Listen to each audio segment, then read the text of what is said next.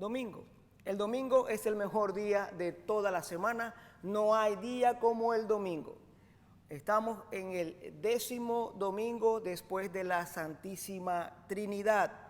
El evangelio de este día es San Mateo capítulo 15, versos 21 al 28, que habla acerca de la mujer cananea. Se le conoce así como la historia del el relato de la mujer cananea. Para poner un pequeño, muy rápido contexto, hoy quiero ir directamente al grano. Y para poner entonces un pequeño contexto, Jesús venía de estar siendo atacado por los fariseos por diferentes razones.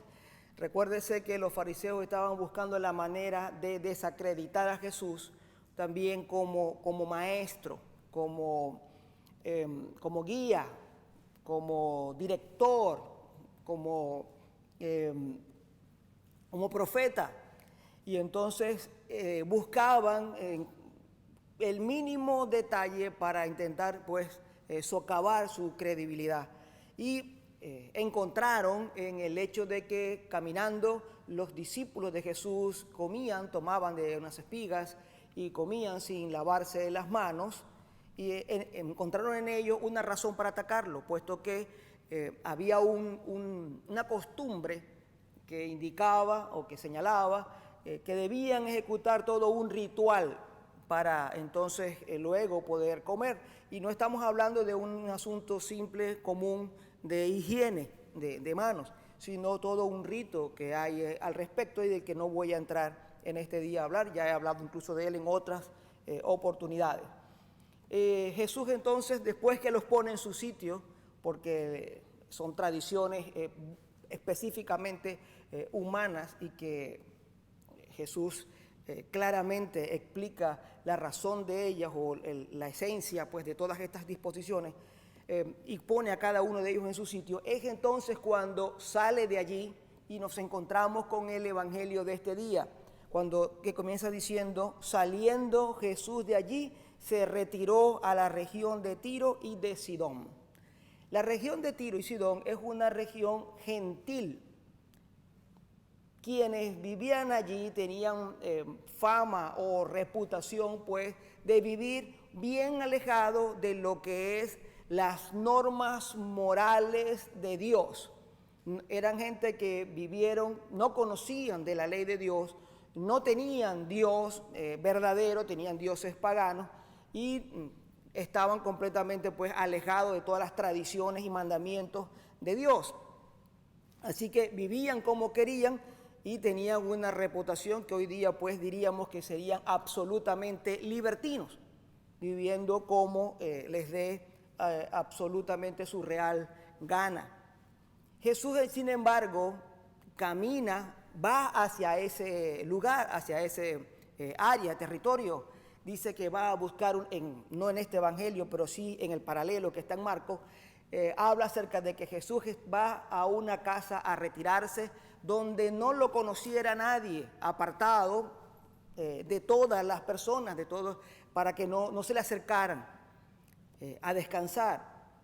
Sin embargo, no ocurre así, sino que una mujer le conoce, le reconoce y comienza a ir tras él dando voces. Dando voces lo que significa es que viene dando gritos, viene gritando tras ellos, tras Jesús, los discípulos y la mujer detrás, diciendo: Señor, Señor, Hijo de David, ten misericordia de mí, ten misericordia de mí. Y aquí comienza la primera enseñanza, o mejor dicho, la primera clave de la enseñanza de este día. La mujer utiliza una expresión que es propia de los hebreos, propia de los judíos, propia de los profetas, para referirse al Mesías. Los fariseos acababan entonces de enfrentar a Jesús, no reconociendo, no aceptando lo que Jesús decía de sí mismo, no reconociendo en Jesús al Dios que se encarnaba y que venía a salvarlos, que era el anunciado, el Mesías esperado. Y en cambio esta mujer, que no es del pueblo de Dios, que no tiene parte en el pueblo de Dios, cuando lo ve es capaz de reconocer en Jesús a ese Dios encarnado, a ese Mesías de Dios, al Hijo de Dios. ¿Y cómo sabemos esto? Por el término que utiliza, Hijo de David. No se está refiriendo, por supuesto, a que era hijo literal de David, sino es que está apelando al término que utilizaban las Escrituras para referirse al Mesías que vendría. Ella entonces, con estas palabras, está reconociendo la deidad de Jesús, o está reconociendo que Jesús es el Hijo de Dios y el enviado, el Mesías esperado. Y entonces, al reconocerlo, ella pone toda su esperanza en él. Sabe que ese Mesías es poderoso, que ese Mesías es misericordioso, que ese Mesías, en ese Mesías está la respuesta, está la satisfacción de su necesidad.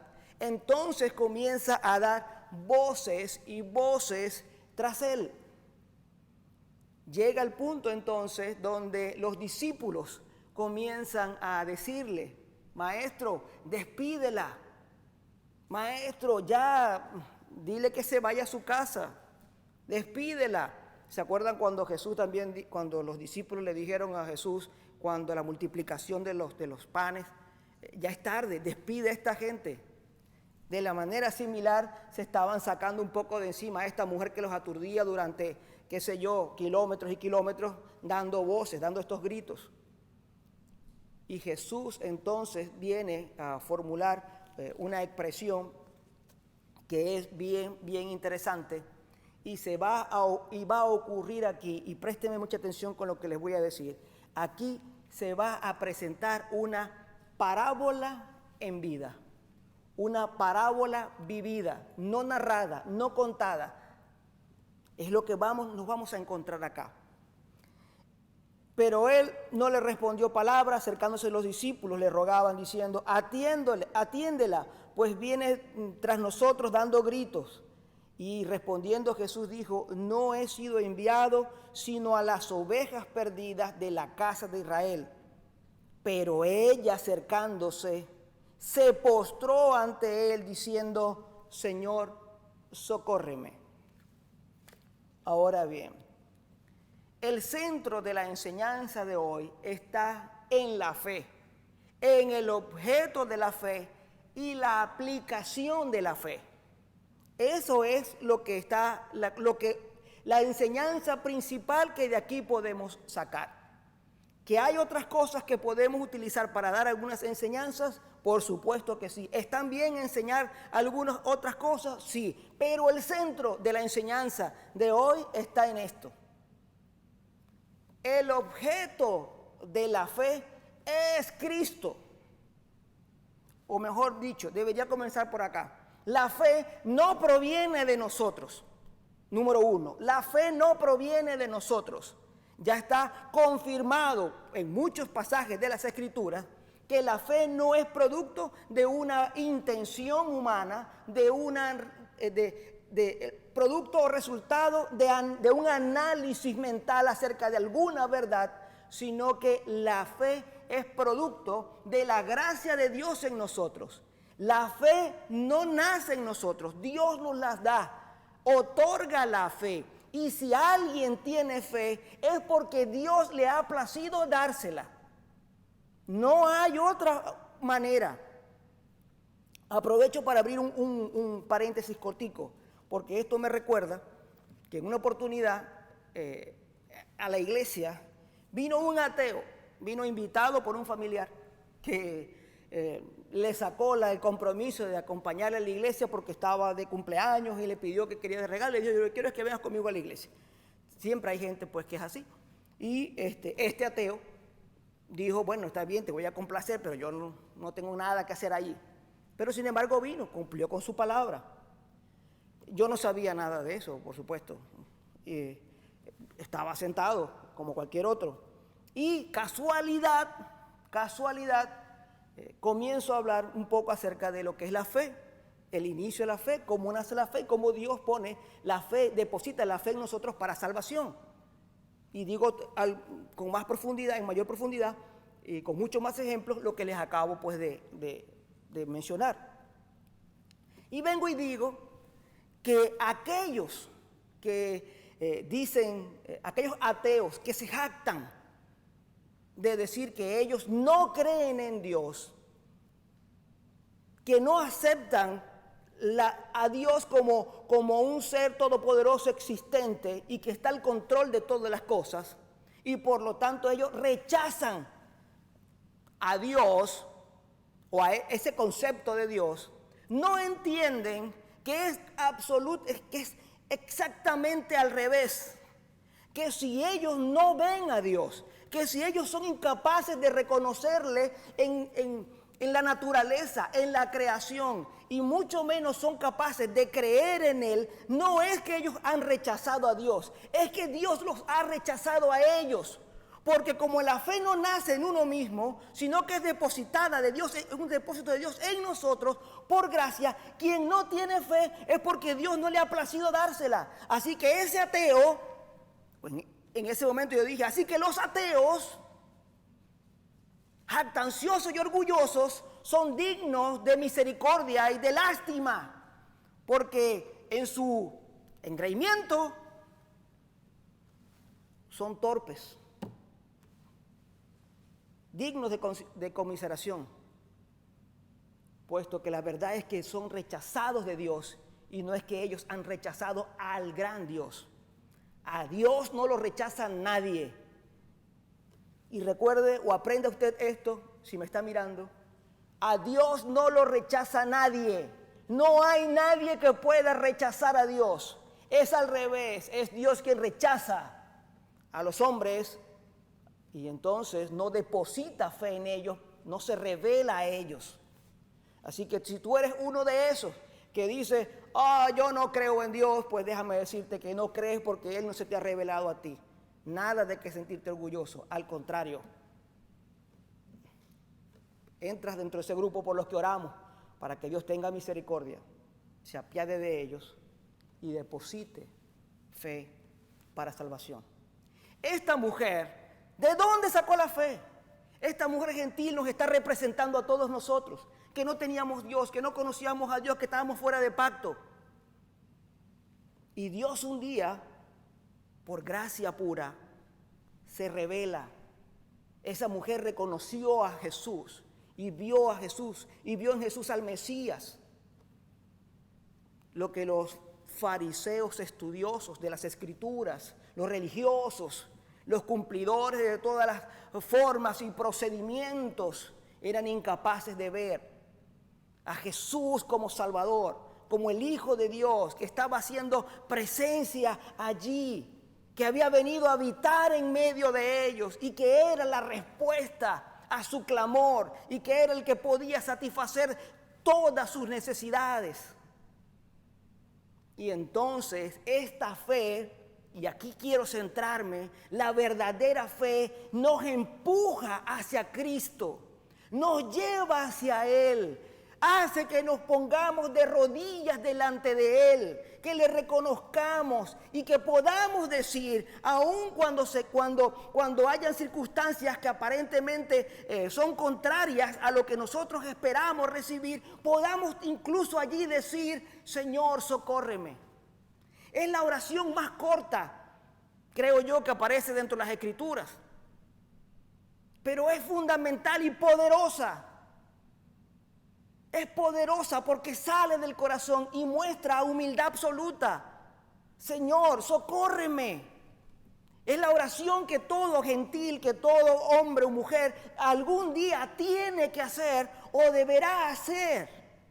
Porque todo aquel que es salvo, primero se ha mirado, se le ha permitido por el Espíritu Santo ser convencido de su propio pecado. Y cuando el Espíritu Santo te convence a ti de pecado, de que por ti mismo eres incapaz de merecer la gracia, el favor de Dios, y que estás excluido de su presencia para siempre, puesto que eres pecador, entonces nace inmediatamente la necesidad del favor de Dios, de la ayuda de Dios, de que Él actúe y haga algo por ti. Y aunque no utilicemos esas palabras, la expresión es la misma. Señor, socórreme. Señor, socórreme. La fe nos conduce al Señor.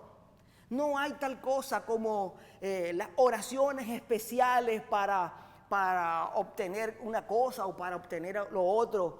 Que si, mire, yo he visto oración poderosa para el matrimonio, oración poderosa para la prosperidad, y entonces va mezclado un salmo con alguna cita por allá. Eso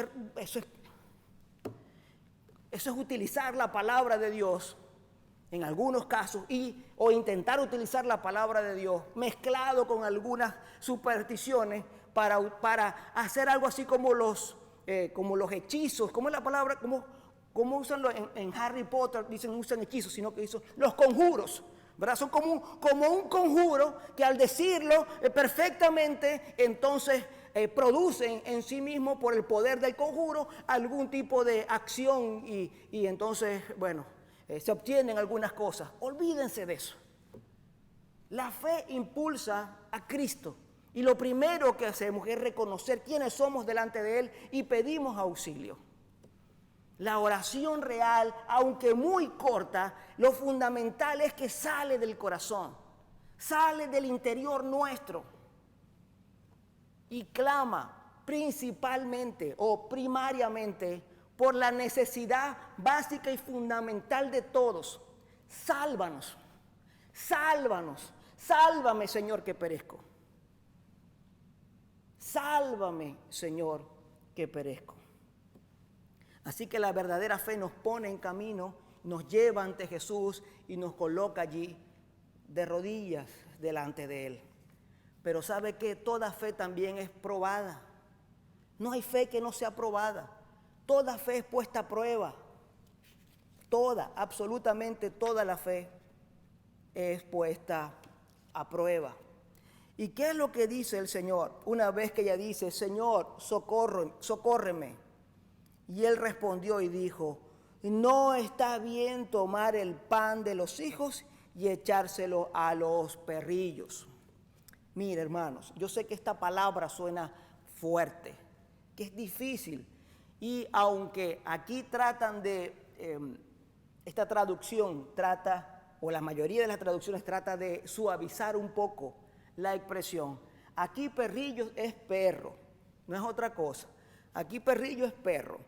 Pero ciertamente hay una pequeña diferencia.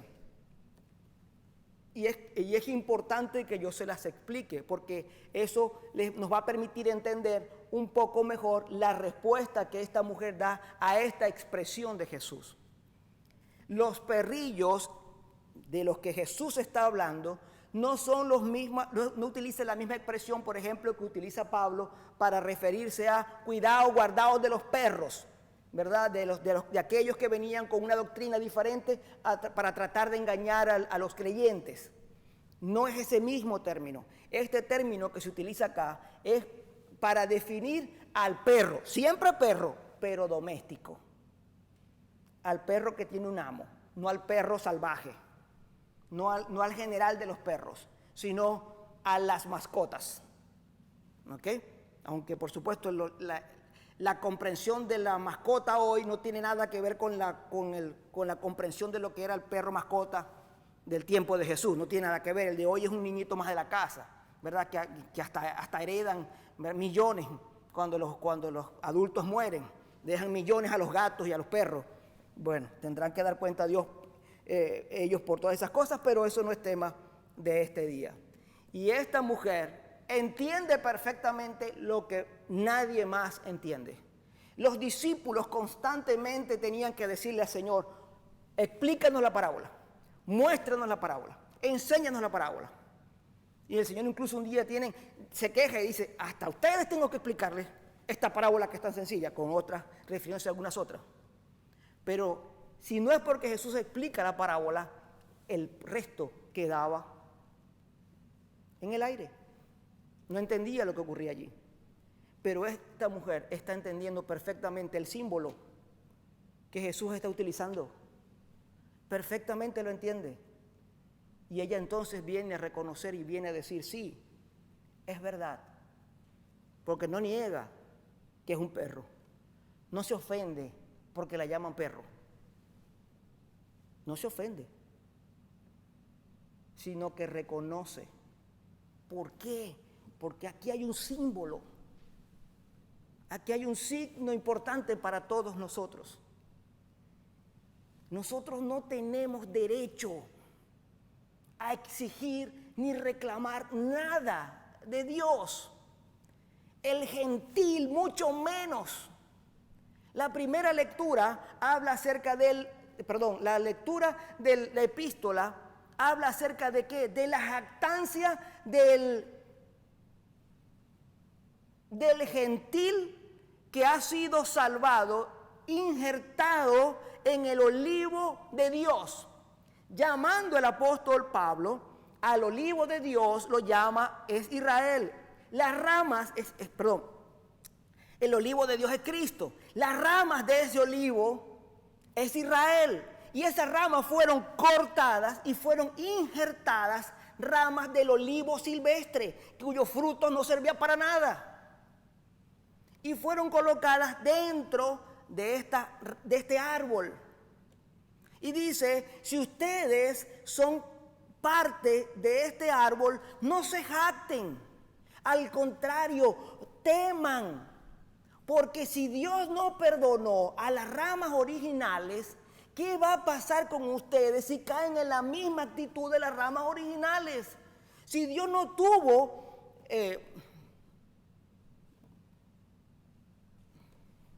piedad, compasión. Creo que la mejor palabra para definir esto es, si Dios obró justicia, cortando las ramas originales, puesto que no daban buen fruto, injertó a las ramas del olivo, que somos nosotros, del olivo silvestre, que somos nosotros, ¿cómo no los va a cortar si no damos los frutos esperados? Entonces, no te jactes de que eres rama injertada. Sé humilde. Entiende que es por gracia, que no hay nada en ti que sea meritorio, que no es porque eres bueno, no es porque Dios vio la nobleza de tu corazón y por eso te hizo entrar un día a la iglesia. Y no tiene nada que ver con eso, es pura gracia. Porque un día le plació a Él con su autoridad y soberanía, que ahorita voy a hablar un poquito de eso, salvarte, escogerte, darte de su espíritu, injertarte. Yo no entiendo cómo, por ejemplo, hay predicadores jactanciosos y disparateros y hasta locos. Hay un gran predicador que utiliza este ejemplo para hablar de el poder de los hijos de Dios. Él dice, si las jirafas cuando se unen, ¿qué tienen? ¿Cuáles son los hijos de las jirafas? ¿Qué tienen? Jirafitas. ¿Y los leones qué tienen? Leoncitos. ¿Y los gatos qué tienen? Gaticos. Y entonces viene y dice, ¿y nosotros qué somos de Dios? Entonces, ¿qué somos los hijos de Dios? ¿Qué somos? Pequeños dioses. No, hermano, está equivocado. Eso no es verdad. Cash Luna está absolutamente y totalmente equivocado. La botó jonrón. La botó, le patinó, se volvió loco. Pequeños dioses. Y entonces hay autoridad, y entonces hay poder en nuestra palabra, y entonces podemos crear con nuestros dichos. La fe te lleva a arrodillarte y humildemente aceptar hasta lo que cae de la mesa. Porque entiendes que en el poder de Dios, hasta las sobras de lo que era originalmente para los hijos, que son los que se iban a sentar originalmente en la mesa, era suficiente. Era suficiente. Hoy día nos sentamos a la mesa y ahora más tarde vamos a pregustar, ¿verdad?, en la Eucaristía, esa unidad que se va a completar el día que en las bodas del Cordero nos sentemos todos a la mesa. Cristo mismo servirá.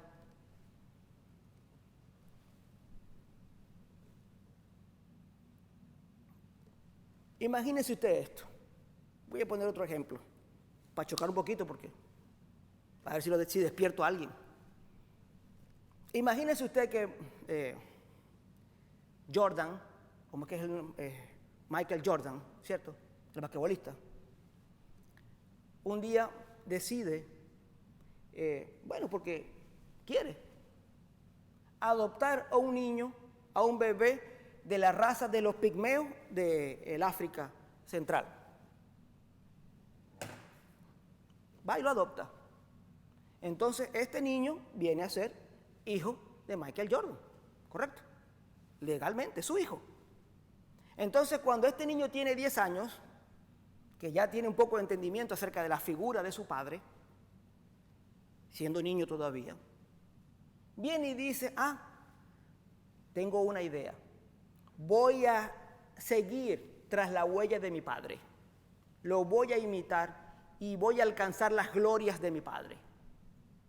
Voy a ser tan bueno como mi papá, porque yo soy su hijo.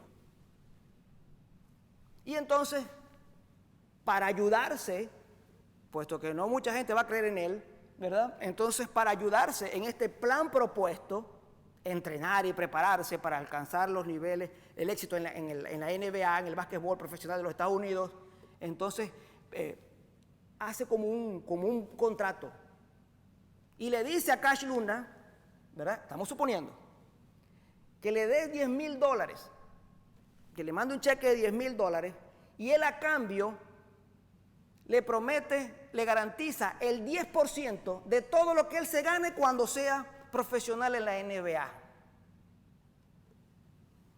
¿Usted qué cree que le va a decir Cash Luna cuando reciba la propuesta? ¿Le va a mandar el cheque? ¿O le va a decir, mijo, la realidad es que vos soy adoptado?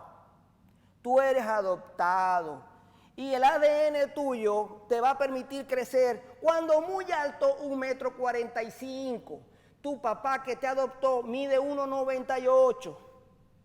Y tiene unas condiciones propias de él, naturales de él. La verdad es que tú eres adoptado. No vas a alcanzar nunca ni la estatura, ni vas a tener las condiciones especiales que tu papá tuvo. Eso es lo que le va a decir Cash Luna. Pero a usted le dice que usted es hijo de Dios y puede declarar y proclamar y tal cosa, porque usted como adoptado tiene los atributos del papá. ¿Me está entendiendo?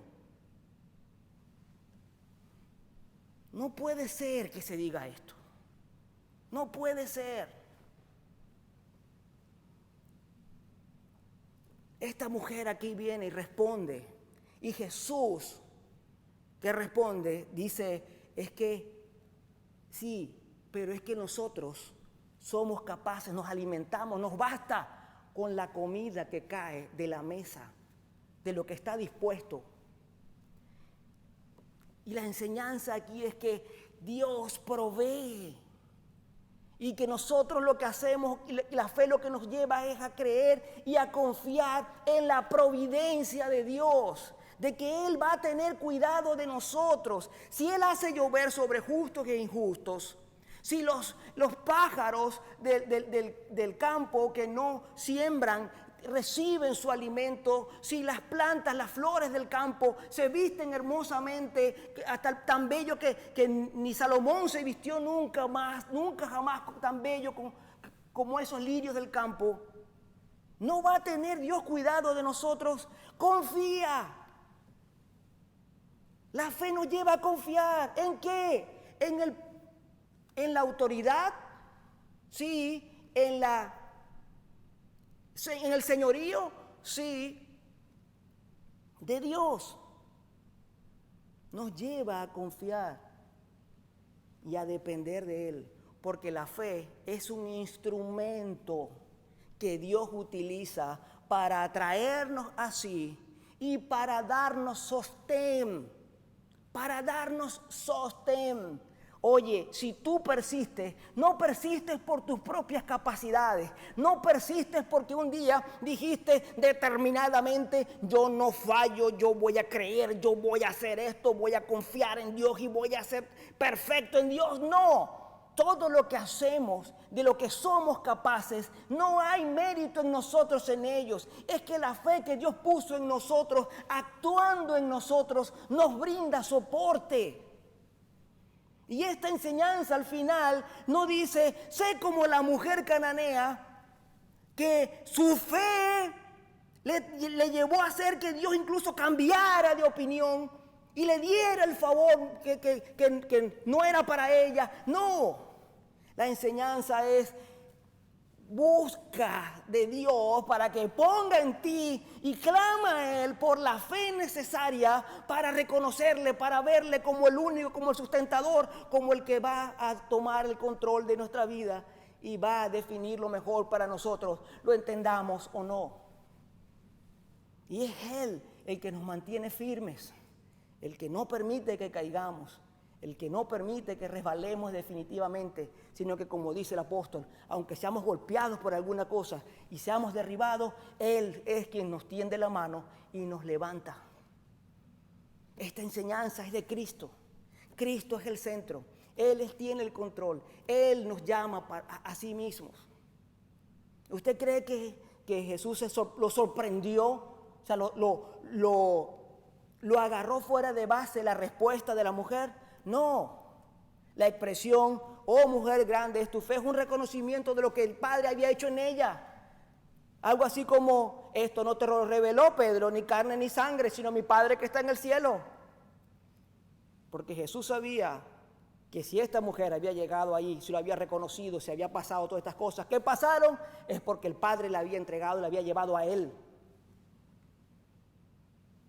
Así es que acerquémonos a Dios y pongamos nuestra confianza en Él.